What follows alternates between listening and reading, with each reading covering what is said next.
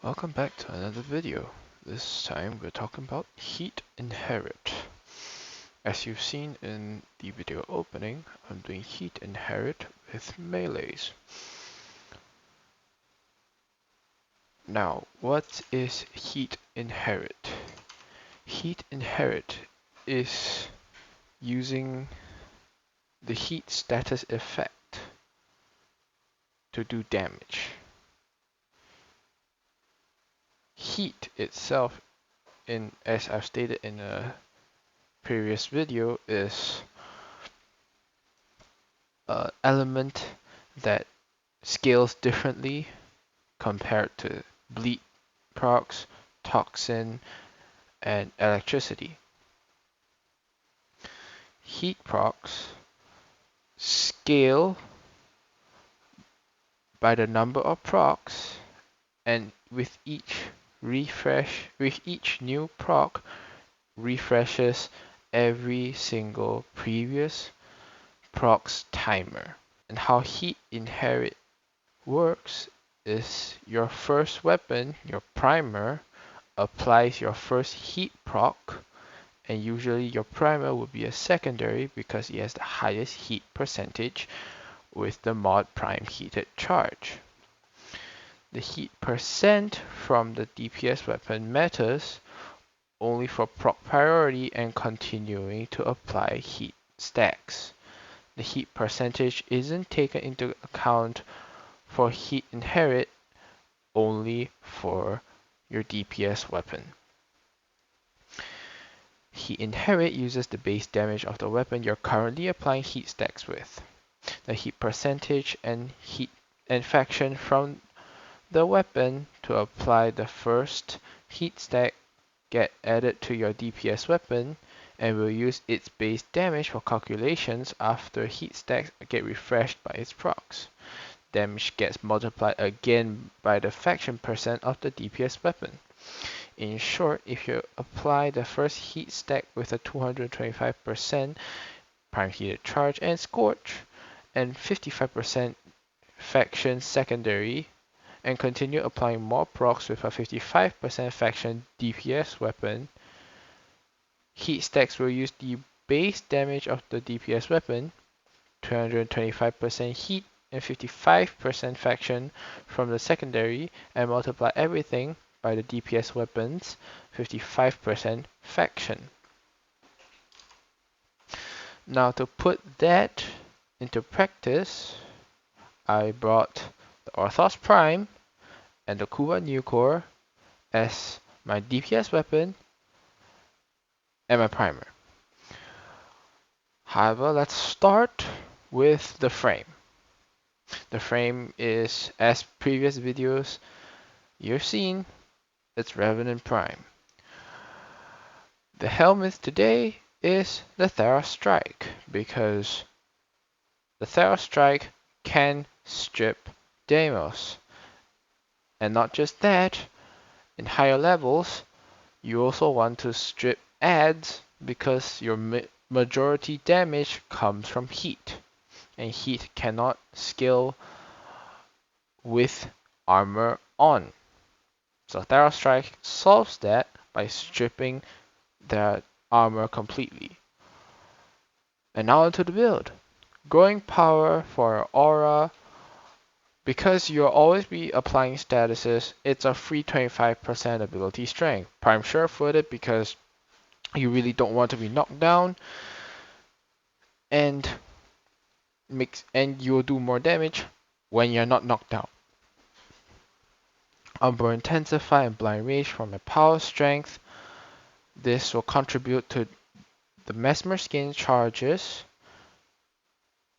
and Theros Strike being able to get to 100% armor strip. Prime Continuity for my ability duration, so that my Enthrall will last long enough for me to kill the Acolyte. Stretch for range, because Theros Strike needs some range, and you preferably want to be outside of the Doomelf's pulse when you use Theros Strike. Primeful and Equilibrium for energy economy. Paired with a Panzerval Profiler, you should not be running out of energy unless it's an energy drain conduit. Rolling guard for that 3 seconds of invulnerability to cleanse status effects in case your Mesmer skin runs out. So when your Mesmer skin runs out, roll. You'll be invulnerable for 3 seconds, and within the 3 seconds you can recast Mesmer skin. Natural talent to make the whole kit faster, smoother, and more fluid to use. The arcanes for today are Mode Augmented and Arcane Strike. Arcane Strike is chosen so that I have even more attack speed for my melee weapon. This will contribute to giving it more DPS. Mode Augmented for more ability strength. On 250 stacks, it gives you 60% ability strength.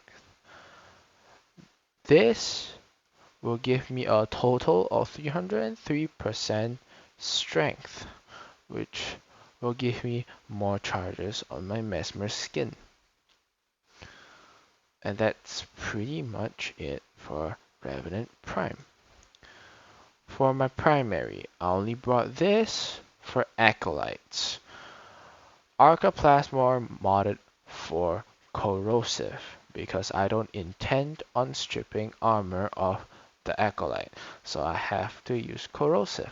Galvanized mods, just kill normal enemies, you'll build up stacks. Galvanized Health for multi-shot multiplier. Galvanized Savvy for base damage multiplier.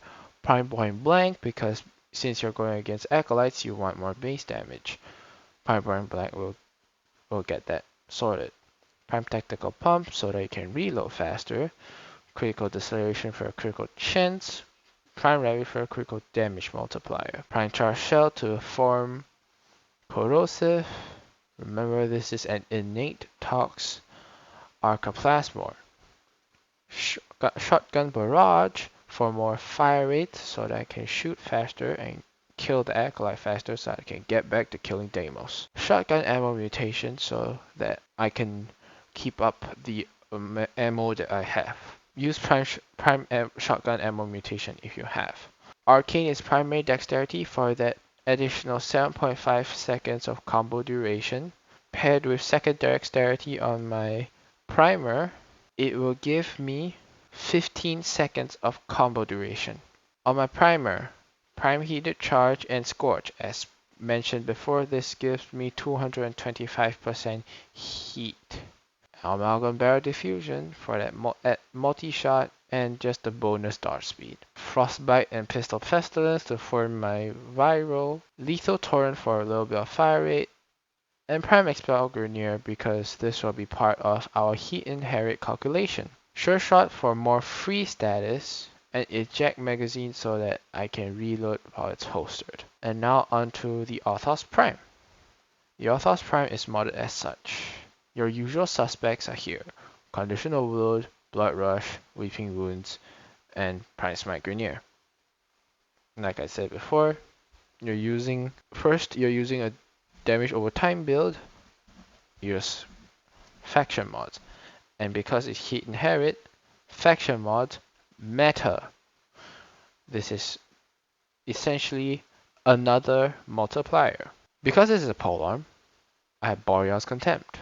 This 60% from status effect boosts the damage of my heat procs. So this is an additional boost. Organ Shatter for my critical damage, and Weeping and as mentioned before, Weeping Wounds for status chance. Now Prime Fury for my attack speed, because in Disruption it's hard to keep up Berserker Fury. So I went with Prime Fury. Now, the only difference between this build and every other build that I use with Orthos Prime is Molten Impact. This gives me more heat weighting, which means I can proc more heat every time I hit an enemy with it, and gives me the heat element on this weapon.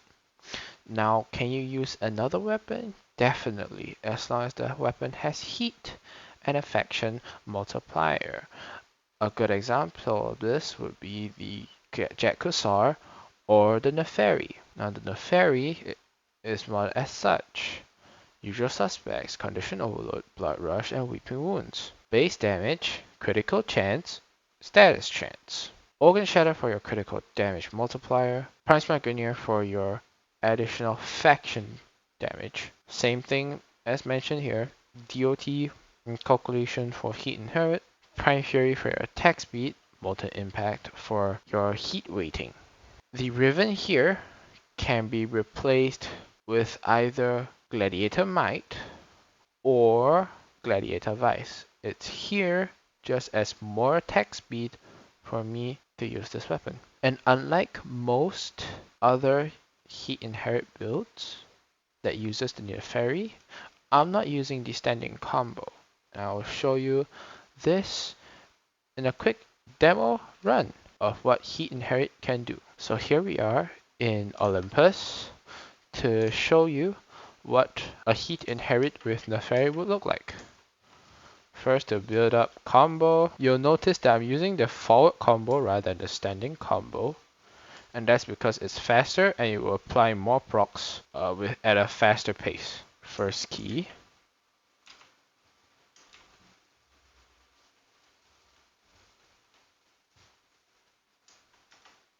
Roll recast.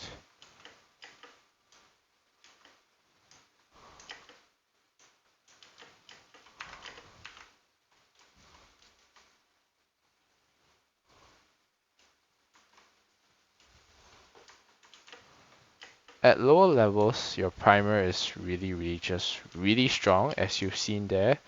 Almost don't need to use your DPS weapon.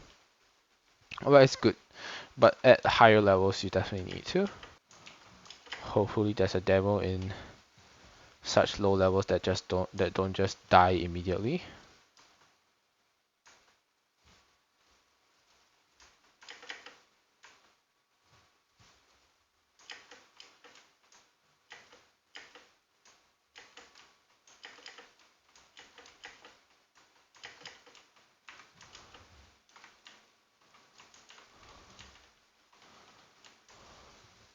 There you go. It's really fast, and it's high damage. With damage like this, you shouldn't be struggling to go to cap. And yes, every bit of the build that we're currently using, all the faction mods, the heat percentage mods, they're all important to this setup.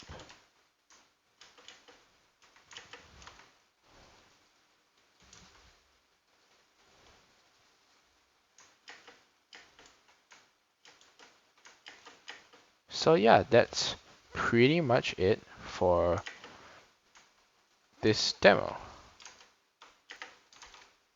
So that's pretty much it for this Heat Inherit video. There would most likely be a Heat Inherit video coming up for primaries, and it's most likely going to be the Ignis Wraith. Now if you've enjoyed this video, please like, share, and subscribe.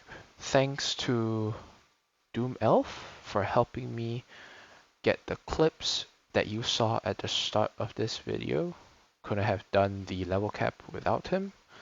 I am a very big klutz, so much thanks to him. I hope you've enjoyed this video and have a good day.